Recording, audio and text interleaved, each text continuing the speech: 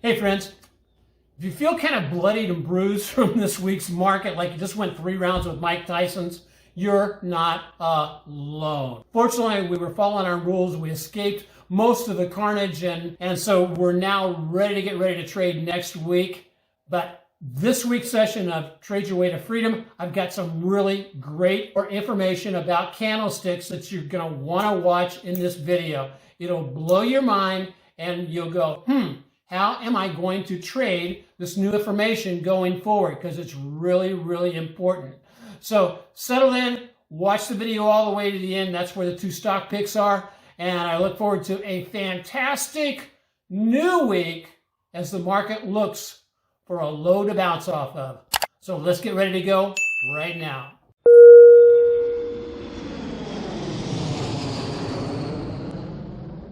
Hey, good afternoon, everybody. This is Dennis Wilborn, the AutoPilot trader. I want to welcome you to today's session of Trade Your Way to Freedom. It has been one heck of a crazy week in the market, and guess what? There's still more headwinds in front of us. Anil, welcome. Good to be here. Are you ready to just push all your cash to the center of the table and say, hey, I'm buying everything in sight? I'm going to wait on my system and the signals. Good for you. Good for you. That's an excellent way to go. I want to welcome everybody who's joined us online, and also anybody who's joined us over on the YouTube channel. Welcome aboard. It's kind of funny how when the market gets kind of squirrely like that, believe it or not, a lot of people kind of lose interest, or they're going to go, oh, I'm not ready for that. And so for our webinars and our live streams, actually we see a little bit of a decline in people. But I want to welcome both Nicole and Ashraf. Thanks, guys, for being here. The truly devoted to the market do show up. So let's go ahead and just jump into today's session. And in the intro, I was probably talking about what do we do when the crazy market appears to be crashing, and the headwinds that we have to face. So the market movers going into next week. There's multiple market movers that are going into next week. Primarily, I'm looking at the inflation reports that come out next week, and also then the retail sales reports. The job reports that came out this week showed that the job market was still extremely hot. However, it was a little bit cooler than expected. From what I'm seeing, Anil, and you can jump in on this, or anybody else can jump in on this, what I'm seeing is that the market may be already pricing in a 0.5% or a 0.5 rate hike when the Fed meets week after next. What do you think? That's what it looks to me right now. Okay, and the other thing that as I was evaluating, going through a lot of stuff that I look at, is that the other one was that the market may be also pricing in that they believe that there's going to be a strong potential for a recession over the next year and a half or so. That also could be falling in, because I don't know about you guys, but I'm feeling the pinch from what's going on with out there with the economy and that type of stuff. Even though I work from home, we all see that, and so that's the other headwind that's kind of like not talked about, because they don't want you to talk about recession. Now, why that is, I don't know, because the fact is the fact, and so that's the other thing that I think is going on behind the scene, that the smart money is taking that in consideration. What do you think, Anil? I'm actually in 2 minds about that. Historically, in the election year, which is, believe it or not, coming, I know, recession does not happen. So okay. So one of the things I found interesting about what Jerome Powell said this week is that he said he has no control to be able to impact the economy unless Congress raises the debt ceiling. And I found that kind of an interesting comment on his part. Anyway, hey, here's this quote from Mark Minervini. Hey, the key to success in any market is to have a plan and stick to it, even when it's uncomfortable. And clearly, the comfort levels of all of us has been tested over the last week. It's the trader who can manage their emotions and stay disciplined that come out on top. And I sincerely believe this. Two of the biggest reasons why more people aren't consistently profitable or consistently successful in their trading is, one, they either don't have a written plan, or they have a written plan but don't stick to it. And then the other big reason is because they don't have risk management. In other words, they don't put their stop losses in place. And so it's a good thing to start putting your stop losses in place. And so let's go ahead and get over and see what else is going on for this week. Hey, traders, remember that all the materials we do present are for training purposes. Traders should always pay for trade any new method prior to the risk of their own personal capital. So here we are about 10 o'clock and 9 o'clock this morning. What was absolutely amazing, as you can see, I took a little bit about a 2% hit so far into the month of March. That's where we were last week. And pow, here's where we are today. One of the things, a couple of things of note I want us to keep our eye on. This was taken at 9 o'clock this morning. The S&P continued to fall. That number there may be negative by the end of the day. 2, if it is negative, the S&P will have slipped back into bear territory. And so that could also be additional weight on this market trying to rebound. There is good news that I will be sharing with you in just a little bit about some of the things we can be looking forward to. The markets are in a desperate position to bounce. We just don't know from where, because they are getting really, really, really oversold. And so let's go ahead and start looking at some the indexes, and then we'll get into the stocks that both Anil and I have picked for this week. So let's jump over here. Let's take a look at the actual S&P, and we'll take a look at each one of the other indexes. We're not going to take a look at the ETFs. Just simply, I want to have the raw data. What is the actual index doing? So let's take a look at a couple of things with the S&P that are of interest. Well, one, we are back in a downtrend, folks. Lower high, lower low, or cut basically lower low here. We were also taking out the low from back here at the mid part of January. And look what we have going on here. Draw a little box on your charts in that area there where this was the consolidation period that we had back at the end of December and in the first part of the year that we bounced off of and took off from. We are moving, back into, we're at the cusp of that on the very tip top.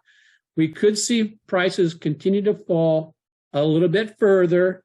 And as you see, we take out that level, as you see here, we take out that level right there on the S&P. Guess where we're going? We're probably going to go back down and try to retest back here at the 352 level. Now, that would make one heck of a move, but also, Nicole, you asked a question a little bit earlier about how is this compare or what are we looking at? Well, look what took place in the last part of 2022. See these big weeks? Well, we're starting to get that again right now. So in a way, we could be working just within a horizontal price range. And so if that's the case, we have to be extremely patient, waiting for prices to pull all the way back down into the lower range, part of that range, and then get the bounce back up. Let me get rid of those beautiful drawings.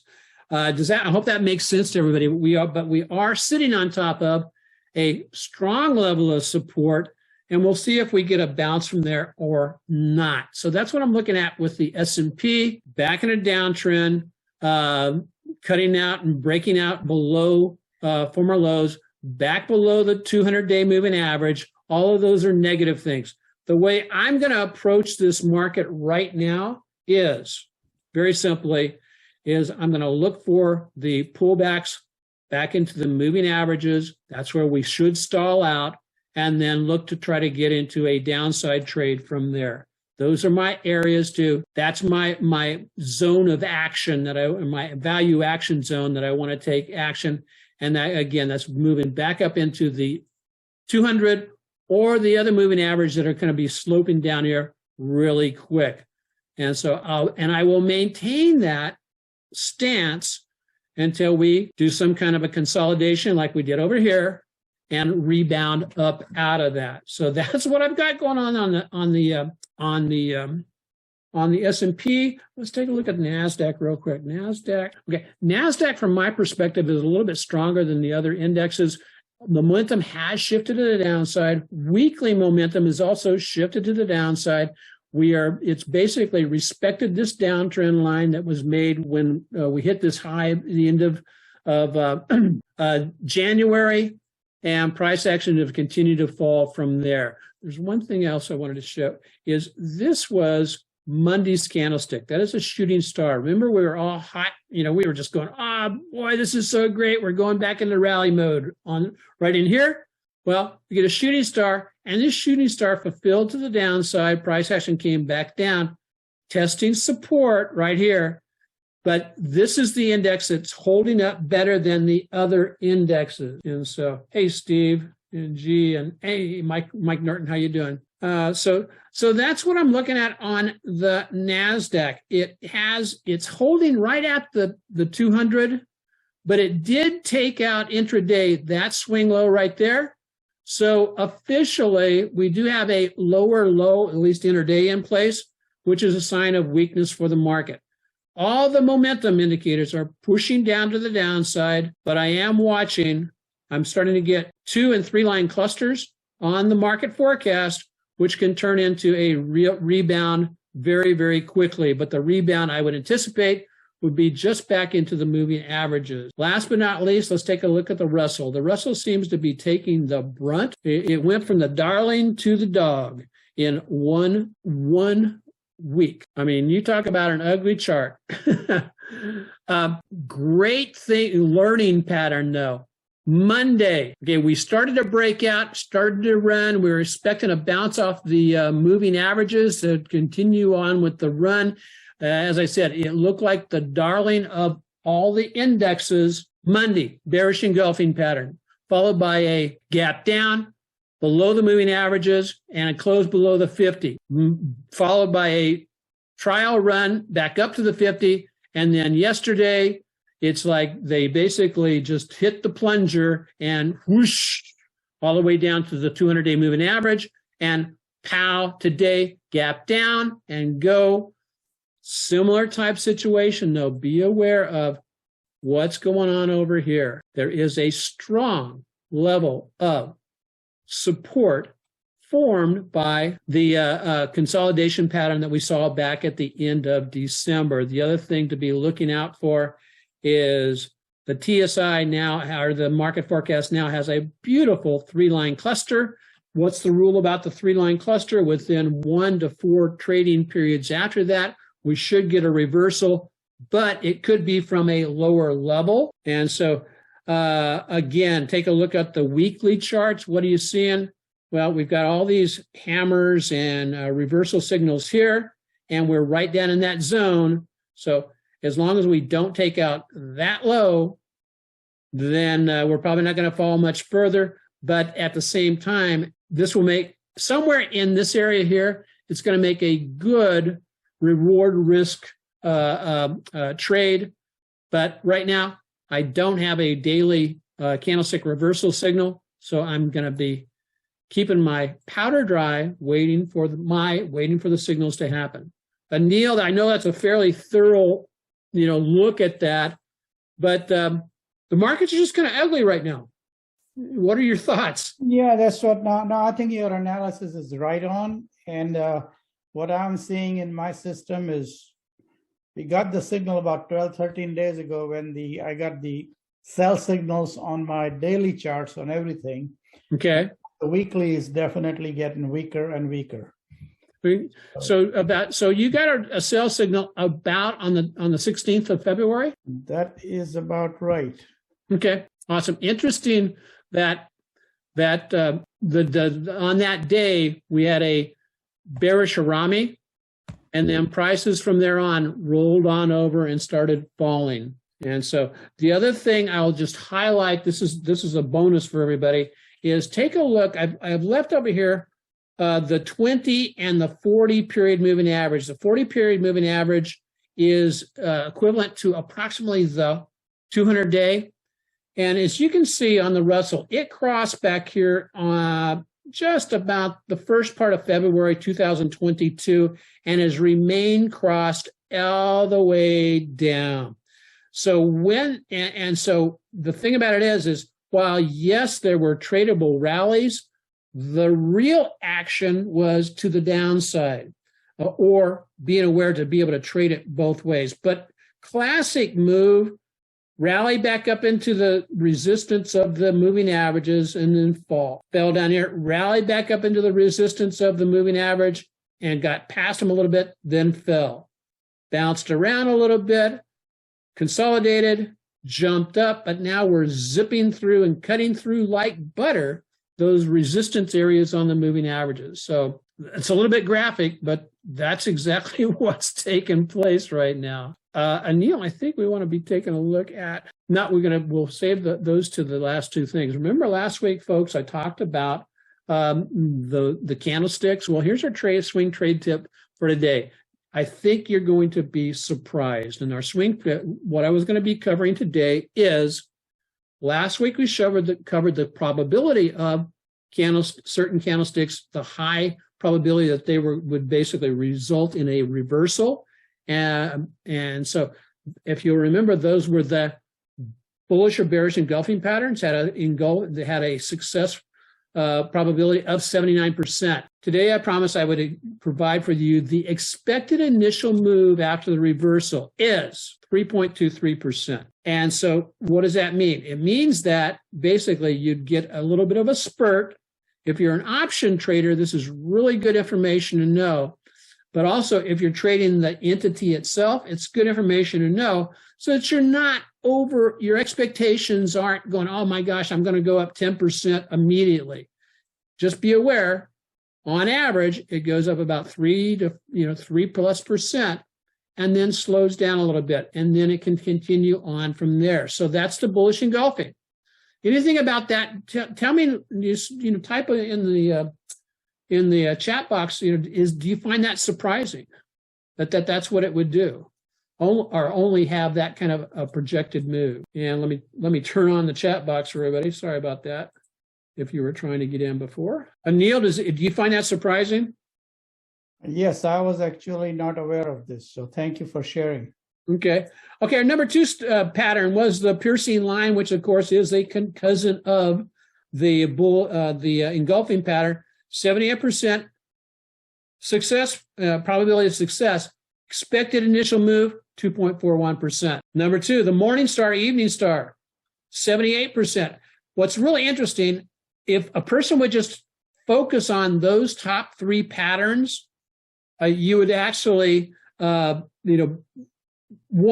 have a high probability of success with those patterns, but you could also anticipate the expected move. 2.92% on the piercing line. Hammer or hanging man, which is one of the most favored because it's the easiest to recognize patterns. 66% probability of success. Expected move, 1.52%. And then finally, the bearish and bullish harami, 63% probability of success. Expected move, 1.56. So remember, candlesticks tell us where, but they don't tell us how much. And so while it tells us when and where to expect a reversal, it doesn't tell us really how much it's going to move. This new information that you have, can you basically utilize that with your trading? Drop me an email to tell me how you plan on utilizing this new information in your trading plan. So as we said last week, master the few and watch your success explode. So yeah, I'm finding this probabilities next week. Dial in, because I'm going to be talking about how to utilize the probability of move. In other words, what is the probability that your trade will run 10%? and let's say it's 60% out. Let's say the probability of getting 10% return, move is 60%. That's all well and good. And you can go, well, that's a high probability that I'm going to make at least 10%. But what do you do with regard to how you handle the other 40%, where it doesn't make it that far, or sometimes makes it further than? So that's what I have in store for next week. I hope that understanding the probabilities is helping you plan your own system. And Anil, I know you're a numbers guy, so I'm hoping you're liking this probability thing also. No, I love it. Looks great. And so, okay, cool. Let's jump over and take a look at profit takers on the sellers have kicked in, and they're starting to push this up a little bit. We'll see where it winds up at the end of the day. Well, it'd be funny if Russell or the other indexes, if it winds up here about above the 1803 level, that would be one heck of a huge hammer that could, and that is a candlestick reversal signal. Then Anil stock is SCCO. Okay, Anil, SCCO. I am not familiar with this stock, but you said it's got a composite of 91, accumulation distribution a B plus, and up down of 1.3. Tell us about it. And what are you going to do? Actually, I bought it yesterday. Okay. And we'll see how it does. I had a support at the 50-day line. I think it broke it today. Yeah.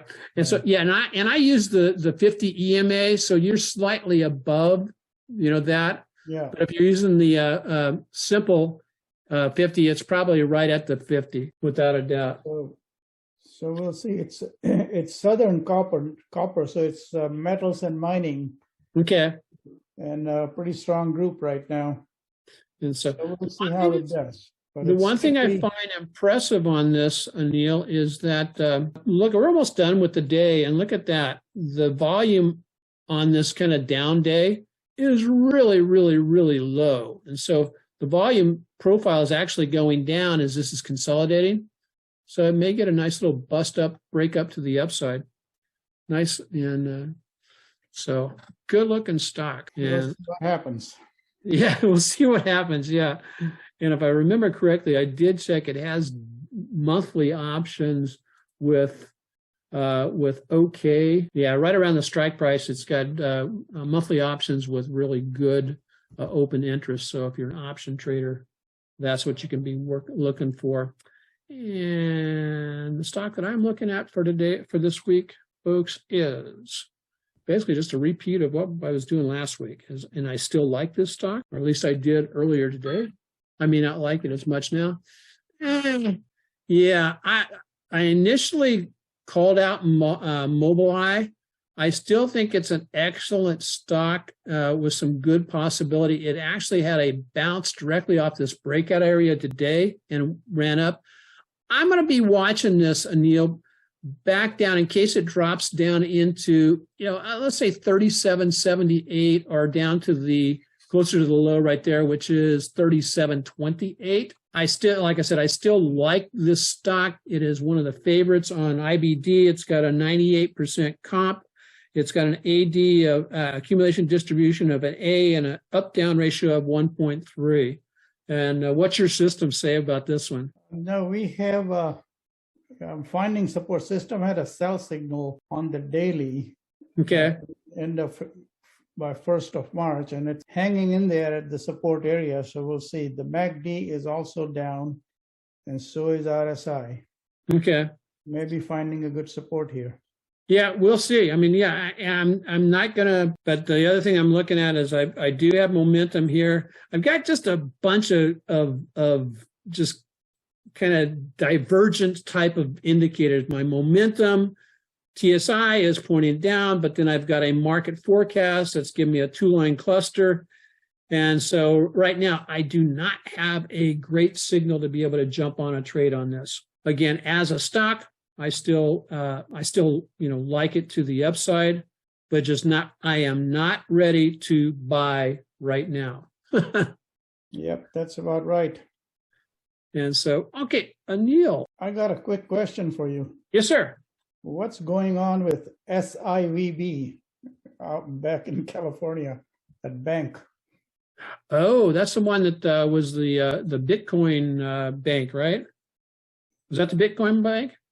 I think this is for the Bitcoin, but this is not the Bitcoin. This is where the Venture capitalists. yes, venture capitalists put their money. You know, I saw that hit the news, you know, some yesterday and today, but I understand the regulators are starting to come in. I really haven't been following it because, you know, you can't kiss all the babies, and I've been watching, you know, the other things that are unfolding. Yeah. Look at the Let's chart. see, they were funding lots of crypto ventures. Okay.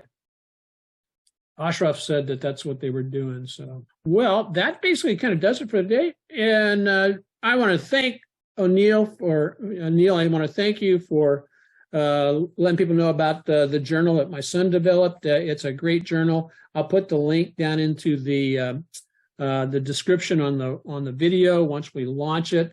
But stay tuned. We've got some updates that are going to be happening. Well, not updates, new versions of this. This is great by itself, but I got a new version that's going to be coming out also for AutoPilot. So then, so that basically does it for today, folks. Thank you so much for joining us. Have a great rest of your great weekend. Anil, thank you, my friend. Okay, thank you very much. And look forward to, and we did settle that I was going to be making a presentation on the 22nd. Let's see what the date we said. Yeah, Wednesday the 22nd. Okay, and we'll get out the news on that very soon. So aloha, trade well and prosper, mahalo, and God bless everybody. Have a great rest of your week. And if you live in Hawaii, stay warm because it has been really cold. So we'll see you. Aloha.